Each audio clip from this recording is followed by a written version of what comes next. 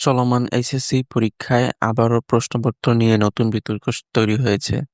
এবার অভিযোগ উঠেছে ইংরেজি ভার্সনের প্রশ্নপত্রে একের পর এক অনুবাদ ভুল, তথ্যগত অসঙ্গতি এবং বৈজ্ঞানিক পরিভাষা বিকৃতির। পরীক্ষার্থীদের দাবি এসব ভুলের কারণে তারা বাংলা মাধ্যমের শিক্ষার্থীদের তুলনায় বাড়তি ভোগান্তির শিকার হচ্ছেন এবং অনেক প্রশ্নের সঠিক উত্তর দিতে গিয়েও বিভ্রান্ত হয়ে পড়ছেন। আপনারা জানেন, দেশে বাংলা মাধ্যমের পাশাপাশি ইংরেজি ভার্সনেরও একই সিলেবাসে পড়ানো হয়। কিন্তু শিক্ষার্থীদের অভিযোগ, প্রশ্নপত্র তৈরির সময় ইংরেজি ভার্সনকে প্রয়োজনীয় গুরুত্ব দেওয়া হচ্ছে না। তাদের ভাষ্য অনুযায়ী প্রথমে প্রশ্ন বাংলা ভাষায় তৈরি করা হয়, এরপর সাধারণ অনুবাদের মাধ্যমে সেটিকে ইংরেজিতে রূপ দেওয়া হয়। কিন্তু বিষয়ভিত্তিক বিশেষজ্ঞদের যথাযথ যাচাই না হওয়ায় অনেক ক্ষেত্রে অনুবাদের প্রশ্নের আসল অর্থই বদলে যাচ্ছে। শিক্ষার্থীরা জানিয়েছেন, ভাষাভিত্তিক প্রথম 4টি বিষয় বাদ দিলে বিজ্ঞান ও প্রযুক্তি বিভাগে প্রায় প্রতিটি পরীক্ষাতেই বড় ধরনের ভুল চোখে পড়েছে। বিশেষ করে পদার্থবিজ্ঞান প্রথম ও দ্বিতীয় পত্র এবং তথ্য ও যোগাযোগ প্রযুক্তি বা আইসিটি বিষয়ে এসব ভুল সবচেয়ে বেশি দেখা গেছে। সবচেয়ে আলোচিত ভুলগুলোর একটি ছিল পদার্থবিজ্ঞানের প্রথম প্রশ্নের বহুনির্বাচনী অংশে। সেখানে বাংলা প্রশ্নে দক্ষতা বা এফিসিয়েন্সি এবং সরবরাহকৃত শক্তি বা এনার্জি এর সম্পর্ক থেকে উত্তর বের করার কথা ছিল। কিন্তু ইংরেজি ভার্সনে এনার্জি শব্দের জায়গায় ভুল করে পাওয়ার লেখা হয়। এর ফলে বাংলা ভার্সনে সেখানে সঠিক উত্তর হওয়ার কথা ছিল ওয়ার্ক ডান, সেখানে ইংরেজি প্রশ্ন অনুযায়ী উত্তর দাঁড়ায় পাওয়ার অবটেইনড। আরও অবাক করার বিষয়, এই দুটি উত্তরই বিকল্প হিসেবে দেওয়া ছিল। ফলে পরীক্ষার্থীরা কোনটি সঠিক ধরে উত্তর দেবেন তা নিয়ে বড় ধরনের বিভ্রান্তিতে পড়েন। এতেই শেষ নয়, একই পরীক্ষার 8ম সৃজনশীল প্রশ্নে পদার্থবিজ্ঞানের 2টি সম্পূর্ণ ভিন্ন ধারণা, ওভারটোন এবং বিট দুটোকেই একইভাবে নোট হিসেবে অনুবাদ করা হয়েছে।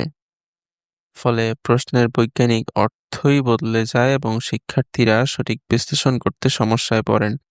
আবার 6ষ্ঠ সৃজনশীল প্রশ্নে বাংলা ভার্সনে সেখানে লেখা ছিল 1/3 কমানো হয়েছে। ইংরেজি ভার্সনে সেটিকে এমনভাবে অনুবাদ করা হয়েছে যার অর্থ দাঁড়ায় 1/3 নামিয়ে আনা হয়েছে। এই দুই বাক্যের গাণিতিক অর্থ সম্পূর্ণ আলাদা। ফলে হিসাবে ফলও ভিন্ন ভিন্ন হয়ে যায়। 7ম প্রশ্নে আবারও একটি গুরুতর ভুল দেখা যায়। বাংলা প্রশ্নে একটি ভেক্টরের মান ছিল +120 জে ক্যাপ, কিন্তু ইংরেজি ভার্সনে সেটি ছাপা হয়েছে -120 জে ক্যাপ। অর্থাৎ অর্থাৎ আমরা বুঝতে পারছি যে বাংলা প্রশ্নে একটি ভেক্টরের মান ছিল +120 ক্যাপ জে ক্যাপ, কিন্তু ইংরেজি ভার্সনে সেটি ছাপা হয়েছে -120 ক্যাপ। অর্থাৎ শুধু চিহ্নের ভুলেই পুরো সমস্যার সমাধান বদলে যেতে পারে। পদার্থবিজ্ঞান 2য় পত্র একই ধরনের সমস্যা দেখা গেছে। 4র্থ সৃজনশীল প্রশ্নে বাংলা ভার্সনে থাকা সাম্যাবস্থায় এর গুরুত্বপূর্ণ শর্ত ইংরেজি প্রশ্নে বাদ পড়ে যায়। আবার 6ষ্ঠ প্রশ্নে বাংলা ভার্সনে উল্লেখ থাকা পি বিন্দুর তথ্য ইংরেজি ভার্সনে ছিল না। ফলে দুই মাধ্যমে একই পরীক্ষায় তথ্যগত পার্থক্য তৈরি হয়েছে। শুধু তো পদার্থবিজ্ঞান নয়, তথ্য ও যোগাযোগ প্রযুক্তি বা আইসিটি বিষয়ে অনুবাদগত অসঙ্গতি অভিযোগ তুলেছে শিক্ষার্থীরা। তাদের মতে ধারাবাহিকভাবে এমন ভুল হওয়া ইংরেজি ভার্সনে পরীক্ষার্থীর পরীক্ষার হলে অপ্রয়োজনীয় মানসিক চাপের মুখে পড়েছেন। শিক্ষা বোর্ডের কর্মকর্তারাও স্বীকার করেছেন, ইংরেজি ভার্সনের প্রশ্নপত্রে ভাষাগত ও অনুবাদজনিত ত্রুটির অভিযোগ প্রায় প্রতি বছরই উঠে আসে। চলতি বছরের অভিযোগগুলো পর্যালোচনা করা হয়েছে। আন্তঃশিক্ষা বোর্ড সমন্বয় কমিটি বিষয়টি পরীক্ষা নিয়ন্ত্রণ শাখায় আনুষ্ঠানিকভাবে জানিয়েছে এবং প্রয়োজনীয় প্রশাসনিক ব্যবস্থা নেওয়ার সুপারিশ করেছে। এ বিষয়ে আন্তঃশিক্ষা সমন্বয় বোর্ডের সভাপতি এবং ঢাকা শিক্ষা বোর্ডের চেয়ারম্যান অধ্যাপক আখতারুজ্জামান জানিয়েছেন, ভবিষ্যতে ইংরেজি ভার্সনের প্রশ্নপত্র তৈরির সময় বিষয়ভিত্তিক বিশেষজ্ঞদের সম্পৃক্ত করা হবে। প্রশ্ন প্রণয়ন ও পর্যালোচনা পুরো প্রক্রিয়ায় আরও কঠোর নজরদারি থাকবে, যাতে আগামী দিনের পাবলিক পরীক্ষায় এ ধরনের ভুল উল্লেখযোগ্যভাবে কমে আসে। অন্যদিকে নটরডেম কলেজের পদার্থবিজ্ঞানের সহকারী অধ্যাপক রোজারিও বলেছেন, শুধু সাধারণ অনুবাদ দিয়ে এই ধরনের প্রশ্নপত্র তৈরি করা উচিত নয়। তার মতে ভাষাবিদ এবং বিষয়ভিত্তিক বিশেষজ্ঞদের সমন্বয়ে একটি যৌথ মডারেশন প্যানেল গঠন করতে হবে।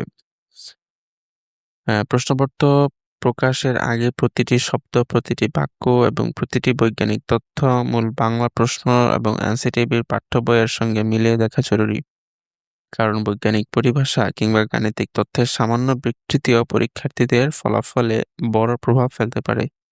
এখন দেখার বিষয় শিক্ষা বোর্ড ভবিষ্যতে এই প্রতিশ্রুতি বাস্তবায়ন করে কিনা এবং ইংরেজি ভার্সনে শিক্ষার্থীদের আগামী পরীক্ষাগুলোতে এমন অনুবাদজনিত ভুল থেকে সত্যি মুক্তি পান কিনা।